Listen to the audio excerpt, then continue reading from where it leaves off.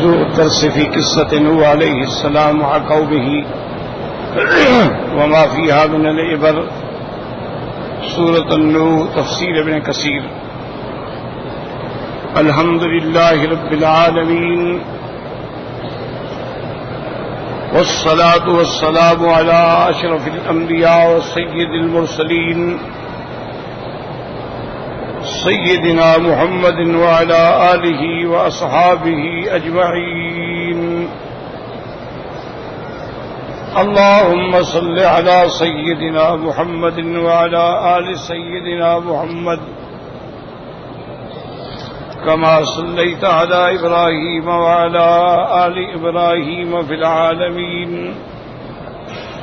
إنك حميد مجيد. أعوذ بالله من الشيطان الرجيم. بسم الله الرحمن الرحيم.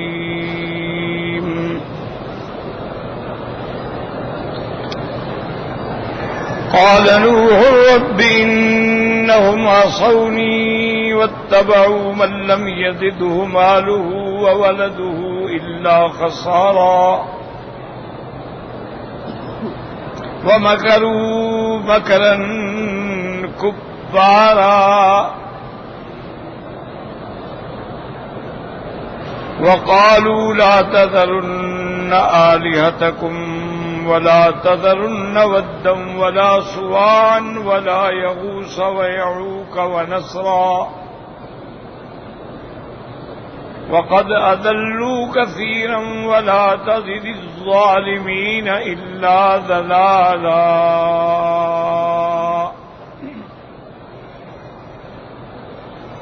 اللہ تبارک و تعالی نے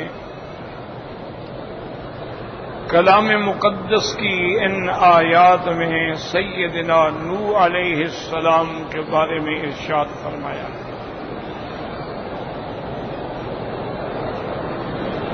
حضرت سیدنا آدم علیہ السلام سے لے کر اور حضرت نوح علیہ السلام کے درمیان میں 10 قرن کا فاصلہ ہے. ایک قرن 100 سال کا ہوتا ہے، یعنی 1000 سال.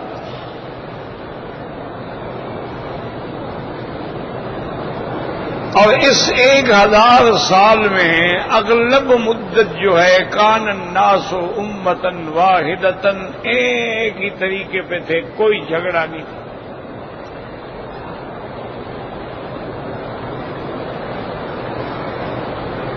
سب اللہ کے ماننے والے تھے، آخرت پہ یقین رکھنے والے تھے.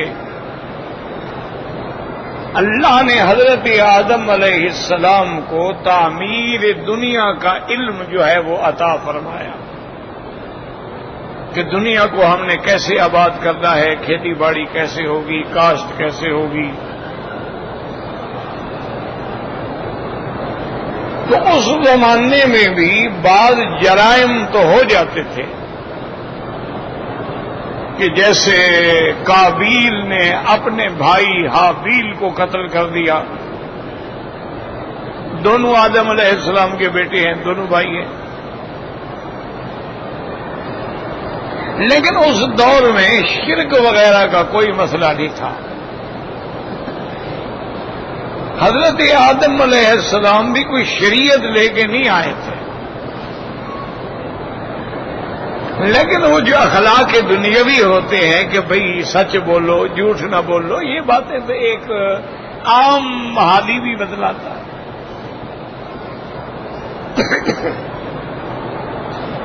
اور قرآن کے الفاظ سے بھی یہ بات سمجھ آتی ہے،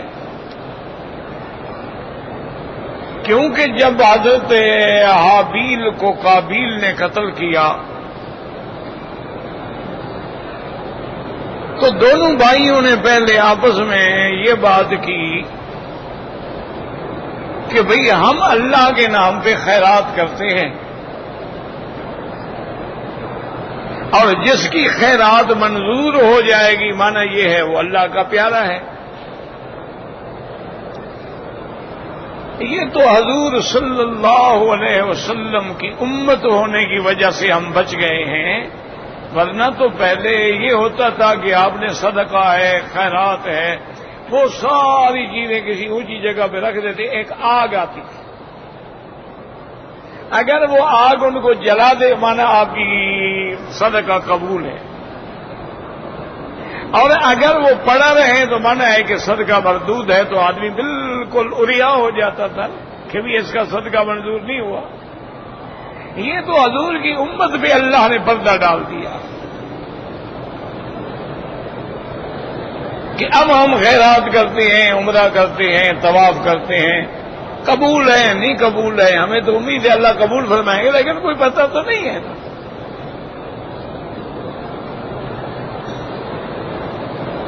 کہ ہم نے جو عبادت کی ہے کیا وہ اللہ کے ہاں قبول بھی ہے یا نہیں، اللہ عالم۔ ایک رحمت سے امید ہے، آثار بھی ہوتے ہیں، علماء نے لکھا ہے کہ اگر تم نے کوئی اچھا کام کیا ہے، یعنی عمل صالح کیا، حج کیا، عمرہ کیا، اس کے بعد تمہیں اچھے کاموں کی توفیق ہو رہی ہے تو سمجھو کہ وہ بھی منظور ہو گیا ہے، اور اگر تم نے عمرہ کیا، حج کیا، اور اس کے بعد تم پہلے سے بھی بگڑ گئے تو سمجھ لو کہ وہ اللہ کے ہاں مردود ہے۔ علامات ہیں لیکن حقیقت کے علم تو اللہ کو ہے۔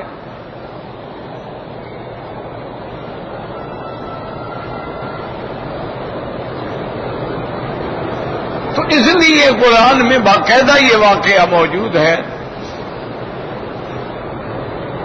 دونوں نے خیرات کی۔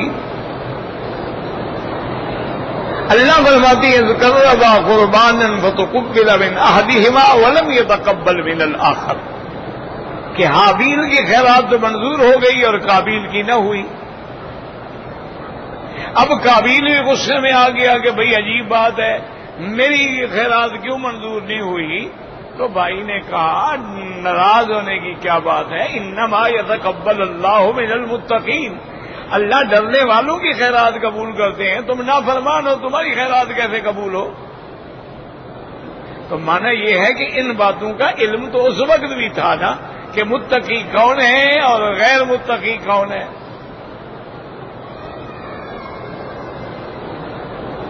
اس وقت یہ تصور بھی موجود تھا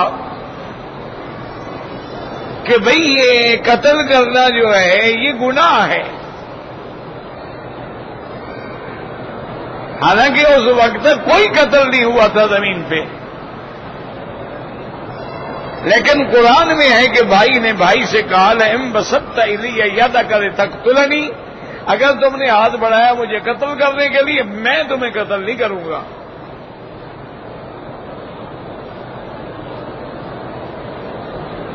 اور میں یہ چاہتا ہوں کہ پھر گناہ تمہارے اوپر ہی رہے، میں کیوں قتل کروں؟ مانا یہ ہے کہ ان باتوں کی سمجھ تو تھی لیکن شریعت کوئی نہیں تھی۔ اب جیسے میرے آقا محبوب دو عالم صلی اللہ علیہ وسلم غار حرا میں جاتے تھے تو عبادت فرماتے تھے، حالانکہ اس وقت نہ نماز ہے، نہ روزہ ہے، نہ قرآن اترا، نہ دین اترا، اللہ کے نبی تو پہلے جا کے بیٹھے ہیں غار میں، لیکن عبادت کرتے تھے۔ وہ عبادت کیا تھی؟ اللہ کا ذکر تھا۔ وہ عبادت کیا تھی؟ نماز تھی، سابقہ شرائع کے احکام کے مطابق پڑھ لیتے تھے۔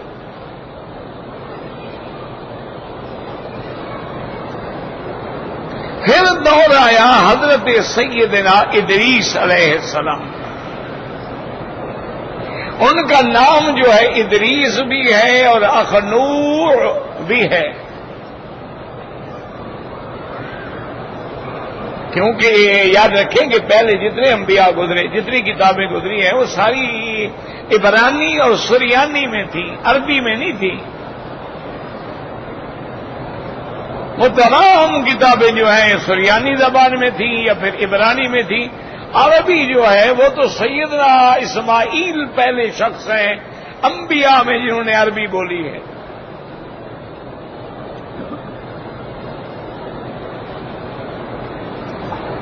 کیونکہ سیدنا اسماعیل کو اپنے ابا مکے میں چھوڑ گئے، پھر قبیلہ جرہم آ گیا، تو ان قبائل سے مل کے سیدنا اسماعیل علیہ السلام نے عربی سیکھی.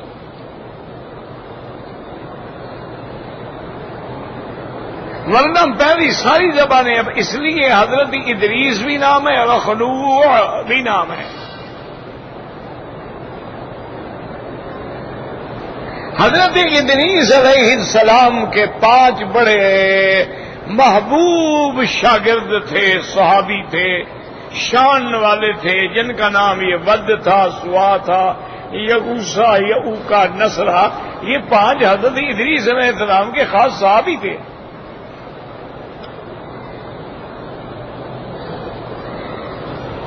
اور ان کے شاگرد تھے.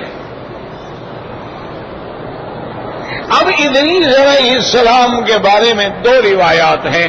ایک روایت تو یہ ہے کہ ان کو بھی اللہ نے آسمانوں پہ اٹھا لیا،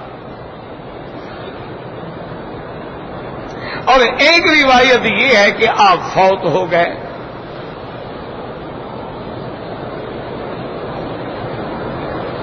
لیکن سیدنا عیسیٰ علیہ السلام کے آسمانوں کے اٹھانے کے بارے میں اللہ کا قرآن بھی ہے اور احادیث متواترہ ہیں میرے مدنی محمد مصطفیٰ کی. یعنی ایسی حدیثیں ہیں جن میں کوئی شبہ نہیں. لیکن ادریس علیہ السلام کے بارے میں ہمیں کوئی آیت یا کسی صحیح حدیث مبارک سے پتہ نہیں لگتا.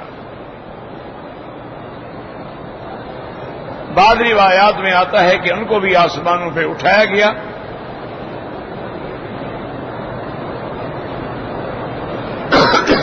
اصل مسئلہ سمجھا کریں، اللہ توفیق دے مجھے بھی آپ کو بھی سمجھنے کی بھی اور سمجھانے کی بھی.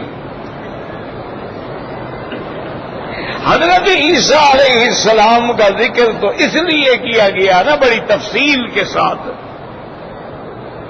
یعنی ایسا ذکر یعنی ولادت کے بارے میں تو میرے مدنی پاک کا بھی نہیں کیا گیا. قرآن پاک میں حضور صلی اللہ علیہ وسلم کی ولادت کے بارے میں ایک آیت بھی نہیں ہے. لیکن عیسیٰ علیہ السلام کے بارے میں تو ان کی یعنی صرف والدہ کا نہیں، نانی سے ذکر ہے، امرات عمران سے ذکر ہے. پھر انہوں نے منت مانی، پھر بی بی مریم پیدا ہوئی، پھر بی بی مریم حضرت زکریا کی کفالت میں آئیں، پھر وہاں خوارے کے عادات کا اظہار ہوا، پھر بی بی مریم کے بعد جبریل. ساری تفصیل ہے. وجہ یہ تھی کہ سیدنا عیسیٰ جو ہیں وہ مبشر بھی ہیں اور مصدق بھی ہیں محمد مصطفیٰ صلی اللہ علیہ وسلم. بات کو اچھی طرح سمجھا کر. ہر نبی جب آتا ہے تو پہلے نبی کی تصدیق کرتا ہے کہ مجھ سے پہلے جو نبی آئے ہیں وہ سچا نبی. اب حضور کے بعد تو نبوت کا دروازہ ہی بند ہو گیا. آپ کے بعد تو کوئی نبی نہیں، تو لہذا وہ تصدیق کون کرے؟ اس لیے اللہ نے اپنے اس نظام کو قائم رکھا. عیسیٰ علیہ السلام کو آسمانوں پہ بٹھا دیا، مبشرم برسول یاتی من بعد اسمہ احمد، اپنی زندگی میں بشارت دینے والے. اور حضور پاک کی وفات مبارک کے بعد جب قیامت کے قرب میں اتریں گے تو آ کے تصدیق بھی کریں گے اور شریعت اسلام پہ بھی ہوں گے. اب وہ گویا حضور کے امتی بن کے آئیں گے.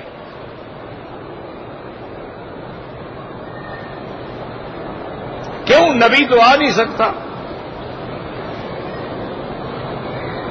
نبوت کا تو اللہ نے دروازہ ہی بند کر دیا، فرما دیا خاتم النبیین. اور اس کا ترجمہ بھی حضور پاک نے خود کر دیا کہ انا خاتم النبیین، مانا لا نبی بعدی، کہ میرے بعد کوئی نبی نہیں. یہ نہیں کہ مرزا قادیانی کی مہر بنا لیں کہ بھئی حضور جو ہیں وہ تو نبوت کی مہر ہیں، جن کو مہر لگا دے وہ نبی. خدا کی شان یہ ہے، یعنی حضور پاک نے مکے مدینے کے کسی آدمی کو مہر نہیں لگا دی، قادیان کے ایک منشی کو مہر لگا دی۔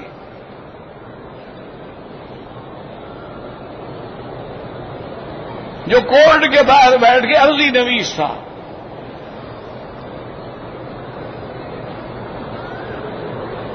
بہرحال وہ الگ بات ہے، لیکن اس حضرت ادریس علیہ السلام کے بارے میں اتنی تفصیل سے ہمیں بات نہیں ملی۔ بہرحال اس میں تو کوئی شک نہیں نا کہ وہ اللہ کے پیغمبر ہیں، اللہ نے ان کا نام لیا قرآن میں۔ اور ادریس کو ادریس کیوں کہا جاتا ہے یہ بھی یاد رکھو کہ کثرت درس کی وجہ سے حضرت ہر وقت درس دیتے تھے اللہ کی کتابوں کا، صبح شام رات دن درس درس درس تدریس، اس وجہ سے نام ادریس پڑ گیا۔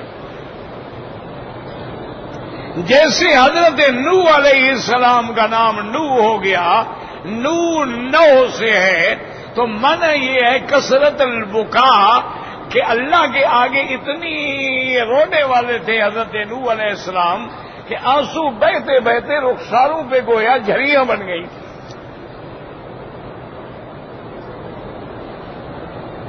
ہمیں تو رونا آتا ہی نہیں نا جی، ہم تو طواف کریں، عمرہ کریں، صفا مروہ دوڑیں، رمضان شریف کے روزے رکھیں، شب برات منائیں، مزہ لے کے رونا آئے۔ وجہ یہ ہوتی ہے، یاد رکھو کہ جب دلوں پہ زنگ لگ جاتی ہے تو رونا نہیں آتا، کیونکہ تمام چیزوں کا حاکم اللہ نے دل کو بنایا ہے۔ مرکز علم جو ہے وہ دل ہے، مرکز ایمان جو ہے وہ دل ہے، مرکز نیت جو ہے وہ دل ہے۔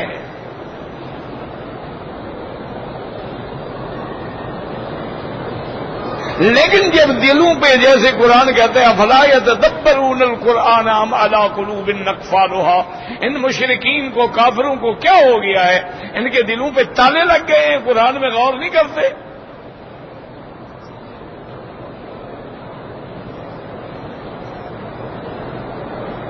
دیکھو نا جی، آج آپ دیکھ رہے ہیں کہ دنیا اتنی ترقی کر گئی ہے علوم حدیثہ میں اور جدید ٹیکنالوجی میں، اتنا ترقی کر گئی ہے کہ آدمی تصور نہیں کر سکتا ہے، یعنی یوں سمجھیں کہ فضاؤں اور خلاؤں میں انہوں نے ڈیرے ڈال دیے ہیں۔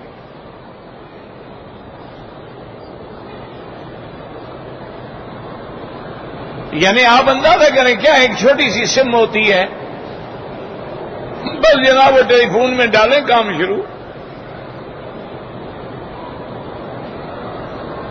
اسی طریقے سے اب تو ایسے بھی ٹیلی فون آ گئے ہیں، ہمیں تو خیر اللہ کی رحمت ہے، سننا آتا ہے یا بند کرنا آتا ہے، اس لیے مجھے دوست دیتے ہیں نا ٹیلی فون، کئی دن میرے لیے وہ عذاب بن جاتا ہے، مجھے چلانا نہیں آتا ہے۔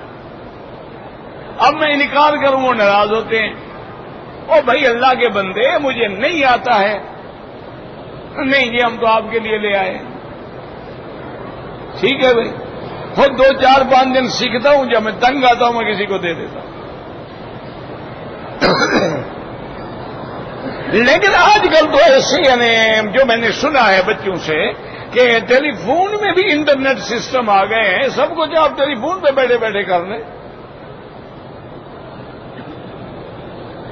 مجھے ایک دوائی کے بارے میں پوچھنا تھا، تو میرے پوتے ہیں ڈاکٹر ہیں ماشاءاللہ، تو میں نے اس کو دوائی کا نام بتایا، میں نے کہا بیٹا یہ تو ٹیلی فون پہ لگ گیا۔ میں نے کہا میں کہتا ہوں دوائی کے بارے میں بتاؤ، یہ ٹیلی فون پہ کیا کر رہا ہے؟ میں نے کہا ڈاکٹر یہ کیا کرے؟ انہوں نے کہا آپ کی دوائی تو ڈھونڈ رہا ہوں۔ اس نے 1 منٹ میں دوائی نکالی، اس نے کہا یہ دوائی ہے، یہ نام ہے، یہ کمپنی ہے، یہ اس کے فائدے ہیں، یہ اس کے نقصان ہیں۔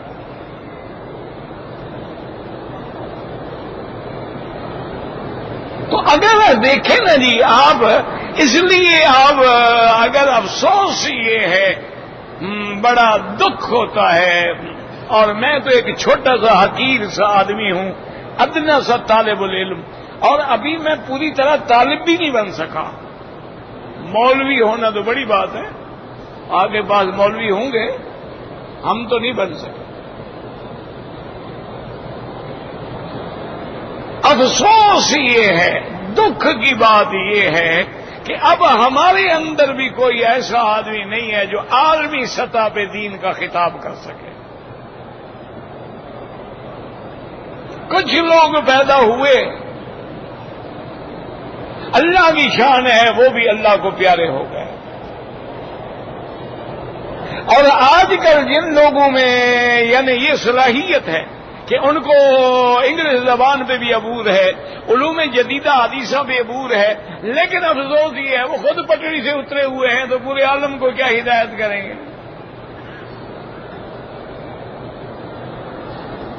ورنہ یقین کریں کہ آج بھی اگر 10 علماء ایسے پیدا کر دیں آپ، ان کو معاشی طور پہ بے پرواہ کر دیں، یہودیت نے، نصرانیت نے، مجوسیت نے، سنویت نے، بدھ مت نے، ید مت نے، انہوں نے ترقی کیوں کی ہے؟ ان کو جہاں کوئی جینیس آدمی ملا ہے نا، اس میں انہوں نے کروڑوں لگا دیے. انہوں نے کہا جناب آپ بیٹھے آرام سے کام کریں، یہ آپ کا بنگلہ، یہ آپ کے کاریں، یہ آپ کے نوکر، یہ آپ کے سب کچھ، آپ بس اپنا جو کام ہے نا اس پہ آپ ریسرچ کریں، ریسٹ کریں، سیر کریں. آپ کو لڑکی چاہیے چن لیں، آپ کو دولت چاہیے لے لیں، جو مرضی آئے لو، دولت لو، عورت لو، لیکن کام کرو. انہوں نے ان جینیس کو اپنے ہاتھوں میں لے لیا، آپ پوری دنیا کو وہ نچا رہے ہیں. یہ بل گیٹس پتہ ہے کون تھا؟ یہ تو خود یتیم بھیک مانگتا تھا، یعنی یہ تو چندے کے سکولوں میں پڑا ہوا آدمی ہے. ذہین تھا. آج پوری دنیا کے چند بڑے لوگوں میں سے ایک ہے. لیکن ہمارے ہاں یہ بڑا دکھ ہے کہ ہم آج بھی اسی روایتی حدود سے باہر نکلنے کے لیے تیار نہیں. یعنی جو ہمارا عالم دین ہے، آپ کو حیرانگی ہوگی، اللہ مجھے اعتراض سے بچائے، یا اللہ میرے دل میں کسی کی توہین نہ ہو. ایک واقعے کا بیان. آپ یقین کریں کہ ہمارے جو موجودہ دور میں اچھے اچھے علماء جن کے ہم جوتی اٹھانے کے بھی قابل نہیں ہیں، وہ انگریزی تو انگریزی، اچھی عربی بھی نہیں بول سکتے.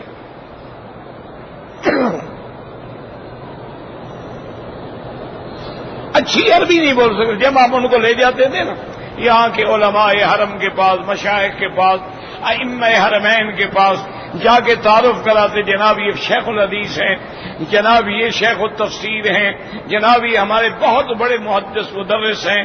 اور جب وہ عربی بولتے تو ہمارے شیخ چپ، ان کو پتہ ہی نہیں میں آگے کیا کہوں.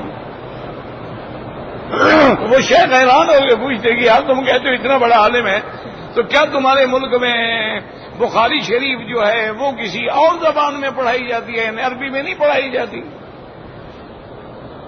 وجہ کیا ہے کہ ہمارے لوگوں کو علم آیا لیکن بولنا نہیں سیکھے. لینگویج اور چیز ہے. یہاں آپ دیکھتے ہیں نا کتنے ہمارے جاہل بھائی ہیں جو الف نہیں پڑھے ہوئے، ایسی عربی بولتے ہیں کہ ہم ان کے سامنے پانی بھریں.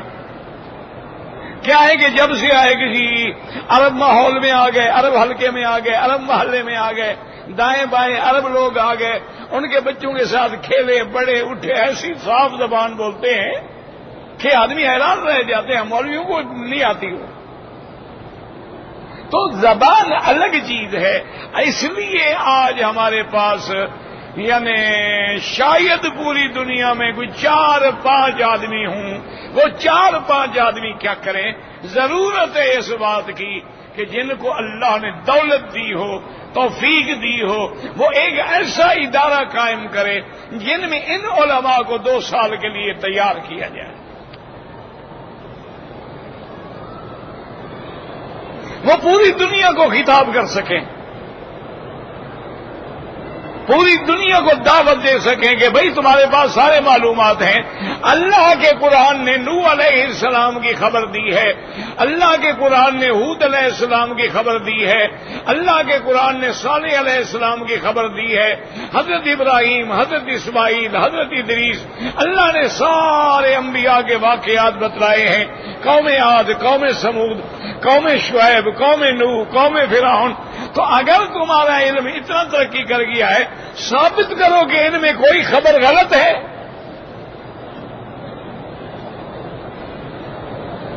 اور اگر قرآن سچا ہے تو پھر سیدھی بات ہے کہ مان لو ایک سرزمین بے آب و گیا میں پیدا ہونے والا نبی, یہاں مدرسہ بھی نہیں ہے, یہاں پرائمری سکول بھی نہیں ہے, جہاں کوئی معلم بھی نہیں ہے, جہاں کوئی استاد بھی نہیں ہے, اس زمانے جاہلیت میں پرورش پا کے غار ہرا سے اترتا ہے اور ساری کائنات کا معلم بن جاتا ہے.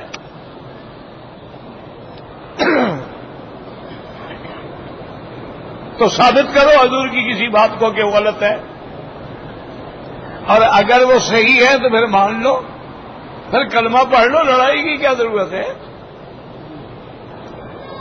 پھر لڑتے کس بات سے ہو؟ لڑائی تو جاہل کرتے ہیں, پڑھے لکھے لوگ تو لڑائی نہیں کرتے, وہ تو ڈائلاگ سے مسائل حل کرتے ہیں, بات کرتے ہیں, مذاکرات کرتے ہیں. تو آپ اللہ کے قرآن کی یا فرمان محمد مصطفیٰ کی صلی اللہ علیہ وسلم ایک بات کو جھٹلا دیں. اب آپ نے دیکھا ہوگا, دیکھا نا, مسواک چھوٹی سی چیز ہے لیکن سنت محمد مصطفیٰ, سنت محمد مصطفیٰ ہے, اور مسواک کرنے کا 70 فائدہ ہے, اور سب سے ادنا فائدہ یہ ہے کہ جو مسواک پابندی سے کرتا ہے اللہ اس کا خاتمہ ایمان پہ کریں گے. یہ تو ادنا فائدہ ہے, تو بڑے فائدے کتنے ہوں گے؟ 70 فائدہ ہے.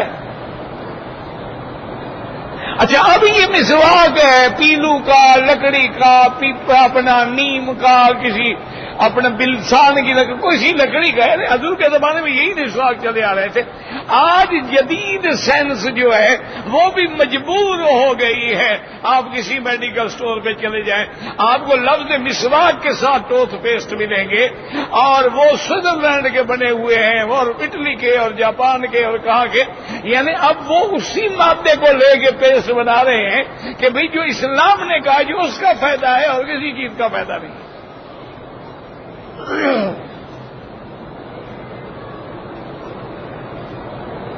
اللہ کے قرآن نے فرمایا تھا کہ زیتون کا درخت جو ہے, زیتون لا شرقیت ولا غربیت, یکاد زیتها یضیء ولو لم تمسسه نار. اللہ کے نبی نے فرمایا کلوا منها وادہنوا فانها من شجرۃ مبارکۃ. حضور نے فرمایا زیتون کا تیل کھایا بھی کرو اور لگایا بھی کرو, یہ بڑے مبارک درخت کا تیل ہے. آج 1400 سال پہلے یہ بات حضور نے فرمائی تھی. آج جدید سائنس اس بات پہ آ گئی ہے کہ بھئی زیتون کا تیل باوجود کہ تیل ہے الٹا کولیسٹرول کو ختم کرتا ہے, برے کولیسٹرول کو ختم کرتا ہے اور اچھے کولیسٹرول کو پیدا کرتا ہے. 1400 سال پہلے جو حضور نے فرمایا تھا, 1400 سال پہلے حضور نے فرمایا کہ ہر برتن جو بھی چیز ہے 3 دفعہ دھو ڈالو, لیکن کتا اگر چاٹ لے, زبان مارے, منہ مارے, اس کو 7 دفعہ دھوئیں اور 1 دفعہ مٹی سے رگڑیں. اچھا, ہم بھی یہ جب پڑھتے تھے استادوں کے پاس یہی سمجھتے تھے بھی حضور کے زمانے میں کوئی پاؤڈر شاؤڈر تو ہوتے نہیں تھے اینٹی سیپٹک, کوئی صابن بھی نہیں ہوتے تھے, کوئی فوم بھی نہیں ہوتی تھی, اس لیے حضور نے فرمایا مٹی سے رگڑو. اس وقت ہاتھ بھی تو آدمی مٹی سے رگڑ لیتا تھا. لیکن آج دنیا کی جدید علم نے تحقیق کر کے یہ فیصلہ کیا ہے کہ ہر جراثیمہ جو ہے وہ مر جاتا ہے, لیکن کتے کے منہ کے اندر جو جراثیم ہیں وہ آگ میں بھی ڈالو نہیں جلتے, جب تک مٹی نہ رگڑو وہ صاف ہی نہیں ہوتے. تو پھر آؤ کلمہ پڑھو, آ کے بات کرو. اسی لیے میں رو رہا ہوں نا کہ ہمارے پاس کوئی دائی نہیں ہے نا کہ جو پوری دنیا میں بیٹھ کے اب تو زمانہ ہے جناب انٹرنیٹ کا زمانہ ہے، اب تو زمانہ ہے فیس بک کا زمانہ ہے، اب تو زمانہ ہے ٹویٹر کا زمانہ ہے، اب تو آپ کے پاس وسائل ہیں، آئے دنیا میں کوئی ہمارا اللہ کا دائی پیدا ہو اور ساری دنیا کو اسلام کی دعوت دے اور چیلنج کرے کہ آؤ مقابلہ کرو۔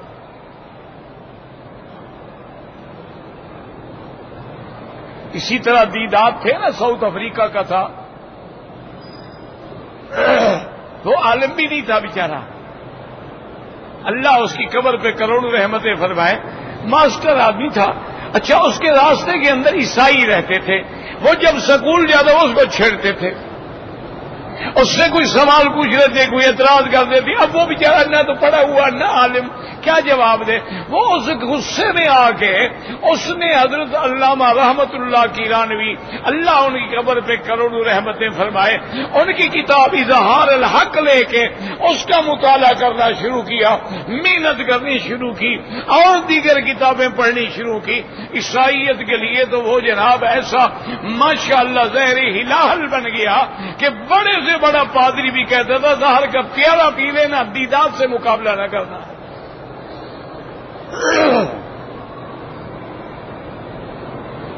اس کے ساتھ ان کے بہت بڑے پادری نے عالمی سطح پہ مقابلہ کیا تھا، جو پوری دنیا میں لائیو پہ دکھایا جا رہا تھا۔ اس نے کہا پادری صاحب مناظرے کی بات تو الگ ہے، آپ کے پاس کتاب ہے، آپ ماشاءاللہ تورات اور انجیل کے ماننے والے لوگوں میں ہیں، مہربانی کر کے صفحہ نمبر فلاں جو ہے نا اپنی کتاب کا پوری دنیا کے سامنے مجھے پڑھ کے سنا دو۔ تم پڑھ کے سنا دو، میں ہار گیا، تم جیت گئے۔ اب پادری صاحب کو تو جناب یہاں وہ جی یہ تو انہوں نے کہا یار تمہاری کتاب ہے، تم مجھے جہاں سے کہو میں قرآن شریف پڑھتا ہوں۔ آخر اس نے شکست قبول کی لیکن اپنی کتاب نہیں پڑھی، کیوں؟ اس کتاب میں ایسی گندگی لکھی ہوئی تھی کہ اگر لوگ سن لیتے تو ویسے ہی کہہ دیے، بڑے بے ایمان لوگ ہیں جو لکھتے ہیں کہ لوط علیہ السلام اپنی بیٹیوں کے ساتھ شراب پی کے زنا کرتا تھا۔ یہ اللہ کی کتاب ہو سکتی ہے؟ اپنے زنا کو ثابت کرنے کے لیے، اپنے زنا اور اپنے قلب جاری رکھنے کے لیے ایسی کتابوں میں درج کر دیا ہے۔ تو اس لیے ضرورت ہے اس بات کی۔ تو سیدنا ادریس علیہ السلام کے یہ 5 شاگرد تھے، یہ جو بت ہے نا ودن و سواء و یغوث و یعوق و نصر۔ اچھا یہ دیکھو خدا کی شان کہ اس زمانے میں بھی ان کا ذکر آیا ہے، وہ کتنے ہیں؟ 5۔ اور شیعہ کے بھی 5 ہیں، پنجتن۔ یہ اللہ کی شان ہے۔ لی خمسۃ نطفی بہا حر الوباء الحاتمہ المصطفیٰ والمرتضی ابناہما والفاطمہ۔ اچھا ہمارے ملکوں میں بھی بہت سارے 5 پیر ہوتے ہیں، یہ سارا وہی چکر چلا رہا ہے۔ بھائی 5 پیر کیوں؟ یعنی ایک پیر کام نہیں کرتا، پھر 5 کی مشاورت بٹھانی پڑتی ہے۔ 5 ند یعنی 5 دریا، یہاں بھی 5 پیر، ایک پیر کا کام نہیں ہے نا۔ اچھا پھر پیروں نے بھی حلقے تقسیم کیے ہوئے ہیں ماشاءاللہ۔ جو یو پی کا پیر ہے وہ آندھرا میں کام نہیں آتا، اور جو مہاراشٹر کا پیر ہے وہ جناب دوسرے صوبے میں کام نہیں آتا۔ جو ہمارے سندھ کے بیچارے ہوئے لوگ پریشان ہیں وہ ملتان جاتے ہیں، اور ملتان والوں کو کوئی جن بھوت پکڑ لے تو شہباز کلندر آتے ہیں۔ یعنی پیروں نے بھی اپنی اسٹیٹ تقسیم کر دی ہے نا کہ بھئی میں تیرے پاس بھیجا کروں گا، تم میرے پاس بھیجتے ہو، گاڑی تب چلے گی نا۔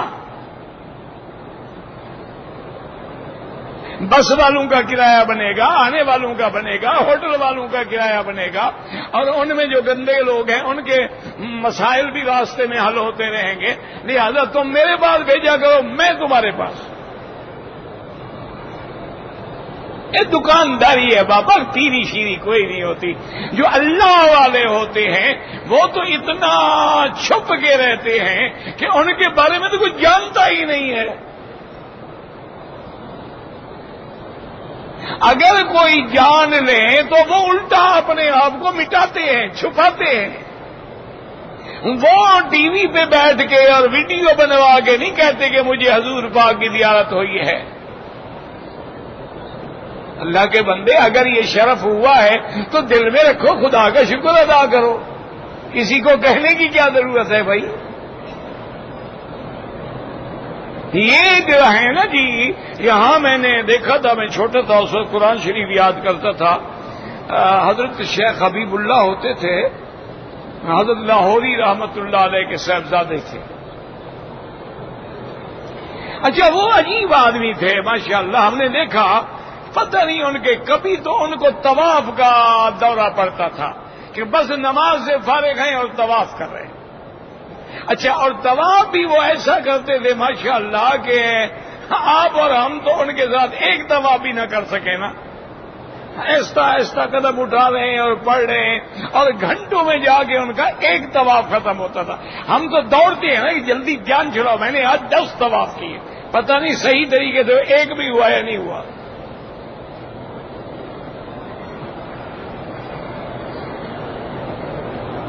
اب جناب ہم نے دیکھا تھا، اچھا کبھی ان پہ نفل پڑھنے کا دورہ ہوتا. اب نفلیں پڑھ رہے ہیں، بس پڑھ رہے ہیں تو پڑھ رہے ہیں تو پڑھ رہے ہیں. اچھا، اب جناب حرم شریف میں کہیں بیٹھے ہوتے. اچھا، ایک دو آدمی اپنے علاقے کے، لاہور کے، پنجاب کے، پاکستان کے، ادھر کے ادھر کے آ جاتے ملنے کے لیے. دوسرے دن حضرت جگہ ہی بدل دیتے. مجھے آج بھی یاد ہے جب طوفان آیا تھا، سیلاب آیا تھا حرم مکہ میں، آدھا کعبے کا دروازہ بھی ڈوب چکا تھا اور پانی یعنی پرانے حرم کے پنکھوں تک پہنچا ہوا تھا. لیکن خدا کی شان دیکھو، عاشق تیر کے بھی طواف کر رہے تھے. تو مجھے آج بھی یاد ہے کہ مجھے والد صاحب نے فرمایا کہ بھئی جا کے حبیب اللہ کا پتہ کرو. وہ اللہ کا بندہ کہیں حرم والے نیچے والے غرفے میں رہتا ہے، وہ ہاتھ تو سارا پانی بھر گیا، خدا کا خیر کرے، اللہ کرے وہ زندہ تو ہو. میں نے کہا حضرت آپ کا حکم تو سر آنکھوں پہ، آپ والد بھی ہیں، استاد بھی ہیں، باہر اتنا اتنا پانی ہے، میں اس پانی میں جا کے کیسے ڈھونڈوں؟ اچھا، والد صاحب بھی تو بلوچ تھے. انہوں نے کہا اچھا اب تمہیں تکلیف ہو رہی ہے، چلو چھوڑو میں خود جاتا ہوں. میں نے کہا جی میں جاتا ہوں، بس آپ بیٹھے. اب جناب میں نے وہ چادر ایسے عربی توپ جو تھا نا اس کو ایسے اوپر باندھا ہوا، پاجامہ اوپر کیا ہوا، پانی میں آتا آتا آتے دروازے کے قریب آیا حرم کے. دیکھا تو حضرت شیخ حبیب اللہ بھی آ رہے ہیں. میں جا کے السلام علیکم کیا. کہنے لگے میں پتہ کرنے جا رہا تھا کہ بولی خیر امت زندہ ہے کہ نہیں. میں نے کہا جی مجھے بھی انہوں نے بھیجا ہے. اچھا ٹھیک ہے نا. نے کہا اچھا السلام علیکم. بس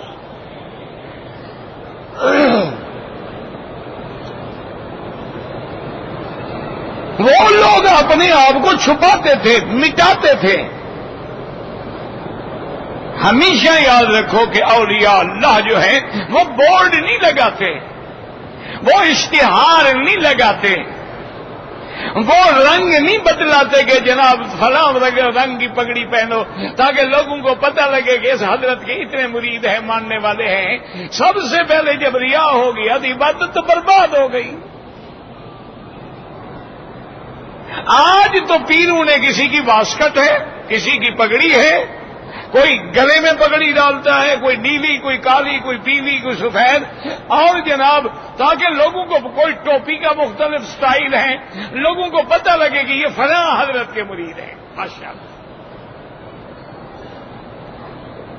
انا للہ و انا الیہ راجعون. تو اس لیے ہمیشہ یاد رکھیں کہ جو حقائق ہیں، جو صحیح معنوں میں اولیاء اللہ ہیں، دعا کرو اللہ ہمیں بھی ان کی صحبت نصیب فرما دے. جو صحیح معنی میں علماء حق ہیں، دعا کرو اللہ ہمیں ان کے جوتے اٹھانے کی توفیق عطا فرما دے. اور اللہ تبارک و تعالی قادر ہے، کریم ہے، رحیم ہے.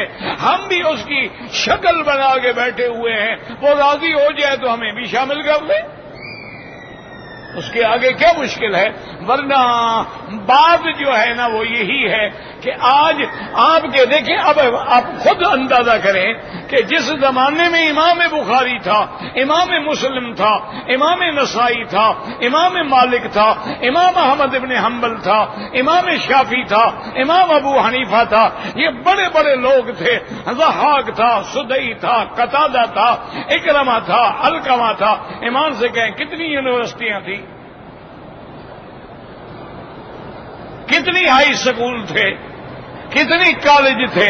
آج تمہاری اتنی یونیورسٹیاں ہیں، اتنے دینی مدارس ہیں، ایک بھی کوئی بخاری پیدا نہیں ہوتا،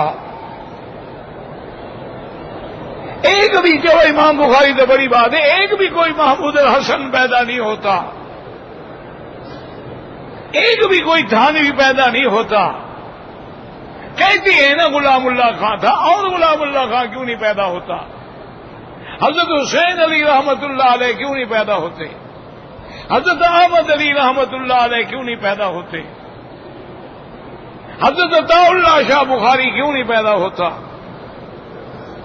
ساری دنیا نے زور لگا لیا کہ شاہ جی ہم آپ کو پیسے دیتے ہیں، خدا کے لیے آپ حج کر لیں، آپ ایک دفعہ تو یہاں جا کے حاضری دے آئیں۔ شاہ جی ہمیشہ فرماتے کہ بھائی اللہ نے حج فرض کیا ہے صاحب استطاعت پہ، مجھے تو اللہ نے صاحب استطاعت بنایا نہیں ہے، میں تمہارے پیسے لے کے حج کیوں کروں؟ اس کے منشا الہی یہی ہوگا کہ میں نہ ہوں، ورنہ اللہ تمہیں پیسے دے سکتا ہے، مجھے نہیں دے سکتا۔ یہ لوگ تھے جن کے بارے میں حضرت لاہوری فرماتے تھے کہ عطا اللہ شاہ بخاری وقت کی ولایت میں اتنے اونچے ہیں کہ ان کے برابر کا کوئی آدمی نہیں ہے، لیکن انہوں نے اپنی ولایت کو گپ شپ میں چھپا لیا ہے۔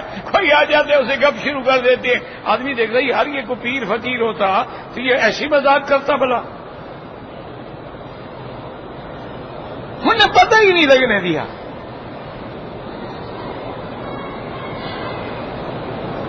اللہ اکبر۔ میرے اپنے والد صاحب رحمت اللہ علیہ مرنے کے بعد ہم نے کتاب پہ دیکھا کہ حضرت خلیفہ غلام محمد کے خلیفہ ہیں، ساری زندگی کسی کو نہیں بتایا اور کسی کو بیعت بھی نہیں کیا۔ اب بتا دے بابا میں مدرس آدمی ہوں، پڑھنے پڑھانے والا آدمی، مجھ سے یہ کام نہیں ہو سکتا، بتایا ہی نہیں کسی کو۔ آج تو جناب کسی کو خلافت ملے تو مٹھائیاں تقسیم ہوتی ہیں اور نام لکھے جاتے ہیں خلفاء، متقدمین، متاخرین، خلیفہ اولا، خلیفہ ثانی، خلیفہ ثالث۔ یار خدا کا خوف کرو۔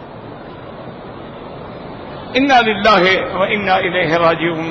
تو اس لیے یاد رکھیں کہ حضرت ادریس علیہ السلام کے زمانے میں جب یہ 5 بھی فوت ہو گئے، اب شیطان نے سلسلہ جوڑا کہ یار اللہ والے جا رہے ہیں اور ان کی یاد کیسے تازہ کریں گے۔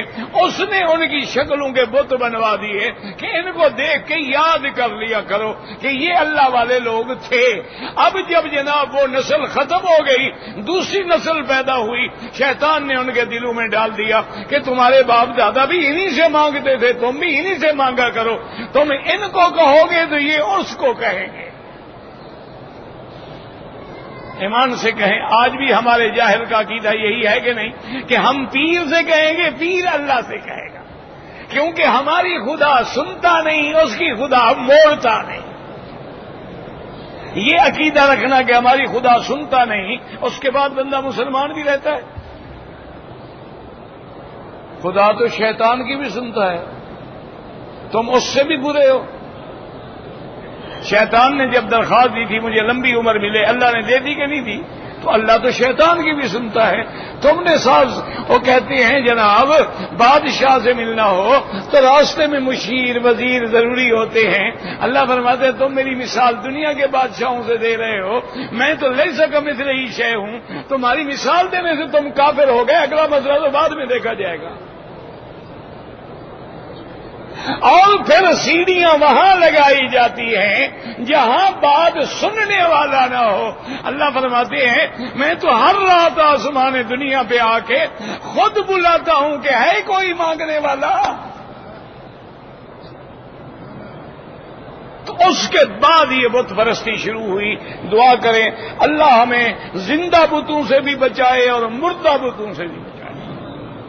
یہ شخصیت پرستی بھی تو ایک بت پرستی ہے نا، کہ میرے حضرت نے فرمایا ہے، باقی نہ نبی کا نام لیں گے نہ خدا کا نام لیں گے۔ اللہ رحم فرما بس۔ حضور پاک کی نماز جنازہ کا تمہیں کیوں فکر پڑ گیا؟ نہیں، پہلے مجھے یہ بتاؤ کہ حضور کے جنازے کا تمہیں کیا فکر ہے؟ اے اللہ کے نبی معصوم ہوتے ہیں، ان کو تمہاری ہماری دعاؤں کی ضرورت نہیں ہے، اس لیے حضرت عائشہ کے حجرے میں صحابہ جاتے تھے 10 اور درود شریف پڑھ کے باہر آ جاتے تھے۔ اسی لیے علماء نے کہا کہ وہ روایتی جنازہ نہیں پڑھا گیا کہ اللہم اغفر لحینا و میتنا، ہم حضور کے لیے یہ دعا کرتے ہیں۔ ان کو بڑا فکر ہے۔ اصل وجہ کیا ہے؟ وہ شیعہ کا جراثیم ہے۔ حجی ابو بکر عمر نے سرکار کا جنازہ نہیں پڑھا تو حضرت علی نے کیوں نہیں پڑھ لیا؟ مشکل کشا کہاں گئے ہوئے تھے؟ حضرت ابو بکر عمر نے تو جنازہ نہیں پڑھا تو مولا علی کہاں تشریف لے گئے تھے؟ انا للہ و انا الیہ راجعون۔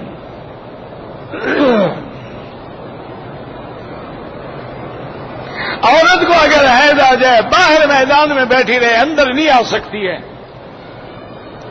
اب یہ پتہ نہیں کیا ہے جی، مجھ سے تو نہیں پڑھا جاتا۔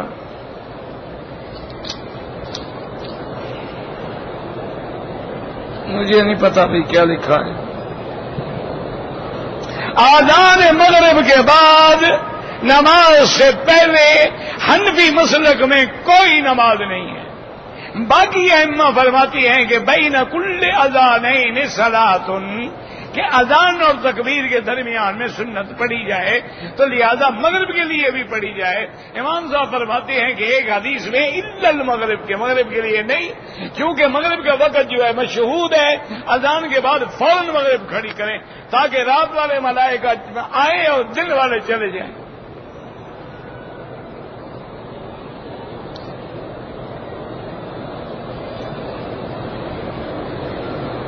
40 نمازیں پڑھنا فضیلت ہے۔ آب زمزم سے وضو کرنا جائز ہے۔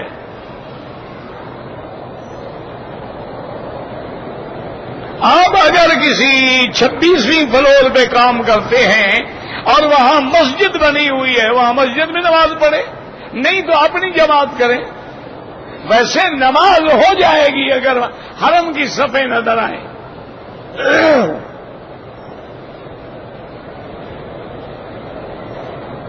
یہ جو ہے جی نقد رقم 6 لاکھ اور ادھار پہ، یہ جائز ہے۔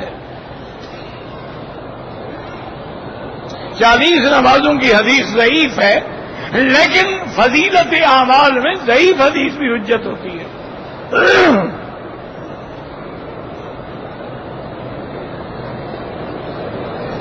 کہتے ہیں جی کہ 2 رکعت نفل نماز، پہلی رکعت میں فاتحہ کے بعد 51 مرتبہ سورۃ کل، یہ کسی حدیث میں نہیں ہے، کسی بزرگ نے بتایا ہو، اللہ عالم۔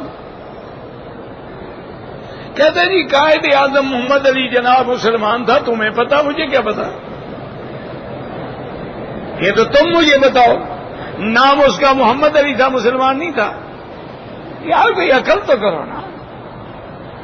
جس کے نام میں حضور کا نام بھی ہے اور علی کا نام بھی ہے، وہ مسلمان نہیں تھا۔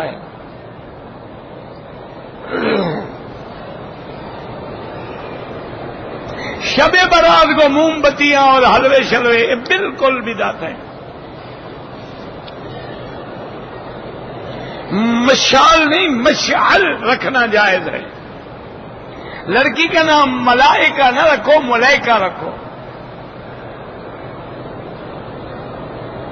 حوریہ رکھیں، جائز ہے۔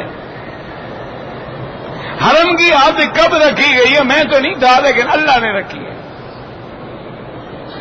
حضرت ابراہیم علیہ السلام کو بتلا دے، ارے نام مناسکنا، قرآن میں نہیں ہے یار، کوئی ساری ذمہ داری بولی مکی کی ہے، تم کیوں نہیں قرآن پڑھتے ہو؟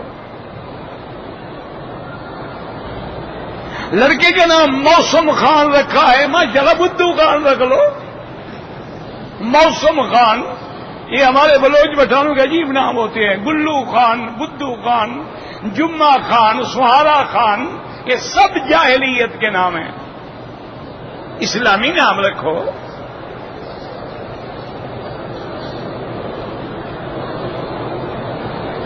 میری بیوی پر جنات کا اثر ہے اور وہ جنات کہتے ہیں کہ ہم اس کو ساتھ لے جائیں گے. اصل میں میرے خیال میں بیوی تم سے تنگ ہے، کوئی جن نہیں. اتنا پیر میں بھی ہوں. جب تم بیوی کو خوش نہ کر سکو تو جنوں کا بہانہ نہ کرے تو کیا کرے غریب؟ تم اپنا علاج کراؤ اور بیوی پر پیسے خرچ کرو، جن خود بخود بھاگ جائیں گے. یاد رکھو اصول کہ جن آگ سے پیدا ہوا ہے. جس عورت یا مرد پہ جنات کا اثر ہوتا ہے اس کو جلا کے کوئلہ کر دیتا ہے. یہ نہیں ہوتا کہ وہ ہٹی کٹی رہے، میک اپ سنگار کرے اور کبھی کبھی جن ملنے کے لیے آ جاتا ہے. یہ نہیں ہوتی ہے بات. اور اگر حقیقتاً جن ہے تو سورۃ البقرہ پڑھ کے دم کرو، سب شیطان جن بھاگ جائیں گے.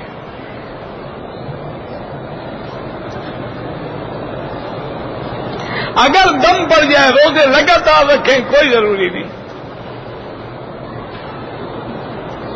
ایک عام آدمی پاکستان کے حالات کو بہتر کرنے کے لیے کیا کر سکتا ہے؟ اللہ سے دعا کر سکتا ہے.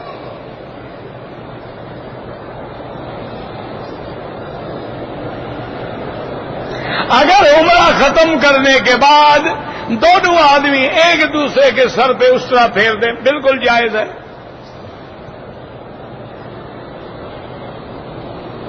لڑکے کے عقیقے میں 2 بکرے ہوتے ہیں، تم نے ایک کیا ہے غلط ہے، ایک اور کرو. سنت یہ ہے، یا پھر نہ کرو، غریب ہو کوئی ضروری نہیں. اور کون سا تم نے سنتیں پوری کی ہوئی ہیں، باقی عقیقہ رہ گیا ہے. باپ داڑھی رکھتا نہیں، عقیقے کا بڑا فکر ہے. اس سے پہلے سنت داڑھی والی تو پوری کرواؤ.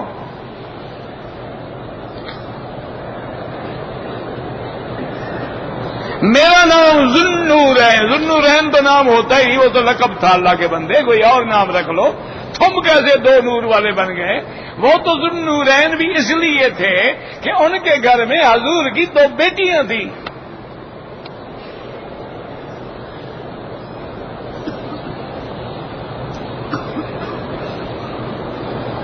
اسلام میں پردے کا حکم ہے.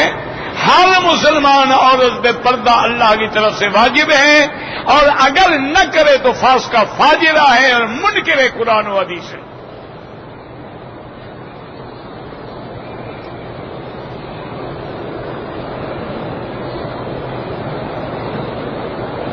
ہم کسی مجاہد ہمارا قید میں دعا کرو، اس کے لیے دعا مانگے طواف کر کے اللہ سے. شب برات میں عبادت کرو. باقی یہ حلوے یا کوئی خاص نمازیں یا ایک روزہ رکھنا یہ ثابت نہیں ہے. ویسے حضور پاک شعبان میں سب سے زیادہ روزے رکھتے تھے.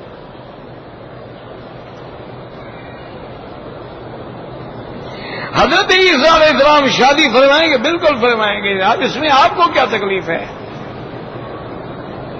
نہ پوچھو اس سے کہ اس مسئلے کی کیا تکلیف ہو گئی اس کو.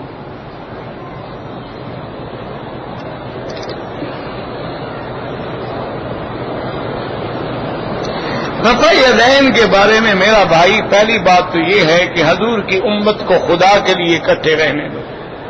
نہ فرض ہے، نہ واجب ہے، نہ سنت مؤکدہ. باقی یہ بات جو ہے نا، رفع یدین کے بارے میں بھی حدیثیں موجود ہیں، اور امام ترمذی رحمۃ اللہ علیہ کی سنن ترمذی کھول لیں، رفع یدین نہ کرنے کے بارے میں بھی حدیثیں موجود ہیں. اور سب سے بڑی حدیث وہ ہے جو حضرت عبداللہ ابن مسعود کی ہے، جس میں وہ فرماتے ہیں کہ اپنے ساتھیوں سے، آؤ میں تمہیں حضور جیسی نماز پڑھ کے دکھاؤں.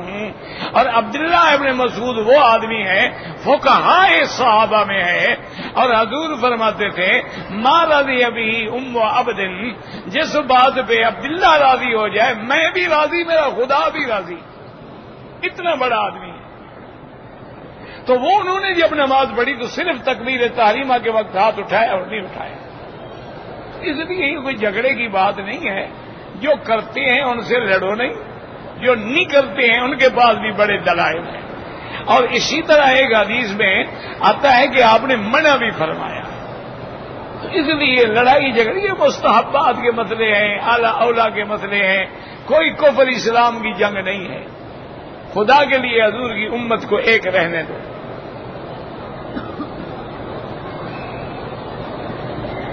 اچھا، کبھی گھر میں بیٹھ کے غور کرنا، خاص طور پہ میرے نوجوان بچے جو ہیں نا، اب ان کے پاس انٹرنیٹ ہے نا، تو غور کریں کہ حضور کے زمانے سے لے کر 1200 سال تک یہ جھگڑے کیوں نہیں ہوئے؟ کیا کسی جگہ کوئی کتاب لکھی گئی، مناظرہ ہوا، چیلنج ہوا، ایک دوسرے کو سر پھٹول کیا گیا؟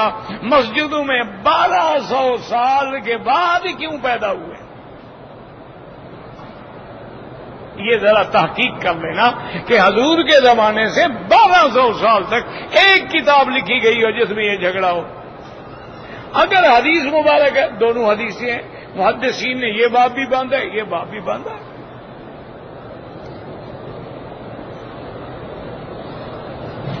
احرام کی حالت میں میرا ہاتھ کٹ گیا، خون نکلا ہے، کوئی بات نہیں، کچھ بھی نہیں. اگر میں 4 طواف اکٹھے کر لوں، بعد میں 2 رکعت پڑھ لوں، بالکل ٹھیک ہے، کوئی منع نہیں. لیکن طواف ختم کر کے پھر حجر اسود پہ آ کے دوسرے طواف کی نیت کر کے پھر شروع کرو. یہ نہیں کہ ایسے تم 28 چکر لگا لو.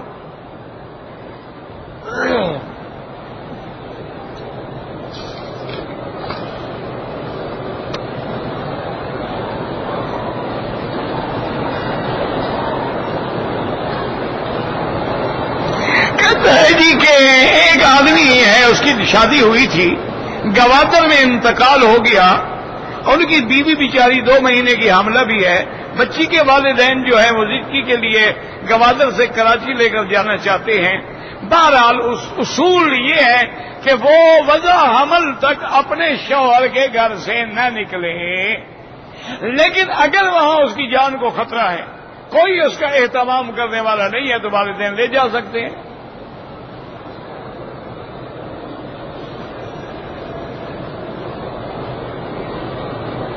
بہرحال بغیر محرم کے سفر کیا ہے تو گناہ ہے، توبہ کرو بس. اب سفر ہو گیا، مسئلے پوچھنے کا کیا فائدہ؟ احرام کی حالت میں بھول کے ناک کا ایک بال نکال لیا، کچھ بھی نہیں ہوتا. مجھے گیس کی شکایت ہے، ہر نماز کے لیے نیا وضو کرو، یعنی مغرب کو جو وضو کیا ہے وہ عشاء تک کافی ہے. اب عشاء کے لیے نیا وضو کرتا ہوں، پھر گیس ہوتی ہے، اب مجبور ہے.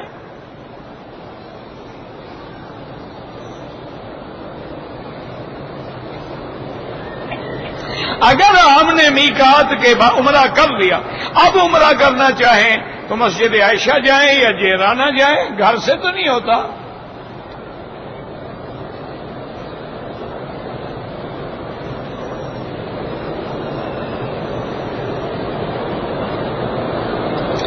ایک آدمی ہے ہمارے کسی جگہ کا، حرم میں اس نے نماز پڑھی تو اس نے گھر والوں کو فون کیا کہ میں نے آج حرم میں نماز پڑھی ہے. انہوں نے کہا تم کافر ہو گئے اور دوبارہ کلمہ پڑھو. یعنی حرم میں نماز پڑھنے سے کافر ہو جاتا ہے اور ان کے مولویوں کے پیچھے نماز پڑھنے سے مسلمان ہو جاتا ہے. انا للہ و انا الیہ راجعون. دعا کرو اللہ ہدایت دے. اللهم صل على سيدنا محمد وعلى آل سيدنا محمد كما صليت على إبراهيم وعلى آل إبراهيم في العالمين إنك حميد مجيد. يا الله يا الله يا رحمن يا رحيم يا حي يا قيوم يا ذا الجلال والإكرام يا إلهنا إله كل شيء إلها واحدا لا إله إلا أنت. اللهم أنت الميسر لكل يسير وأنت على كل شيء قدير. اللهم يسر امورنا وامور اولادنا اولاد اولادنا بناتنا اصحابنا وامور من اوصانا واستوصانا وامور المسلمين برحمتك يا ارحم الراحمين. یا اللہ عالم اسلام کی عزت فرما، یا اللہ عالم اسلام کو غلبہ نصیب فرما، یا اللہ بلاد اسلامیہ میں قتل عام بند فرما، یا اللہ مسلمانوں کی جان مال آبرو عزت کی حفاظت فرما، یا اللہ بیماروں کو شفا عطا فرما، یا اللہ بیماروں کو شفا عطا فرما، بے حیاؤں کو حیا عطا فرما، بے دینوں کو دین عطا فرما، بے اولادوں کو اولاد عطا فرما، جن کی اولادیں ہیں ان کو صالح بنا، جن کے گھروں میں بچیاں ہیں ان کے رشتے آسان فرما، بے روزگاروں کو روزگار عطا فرما، قرض داروں کے قرض عطا فرما، یا اللہ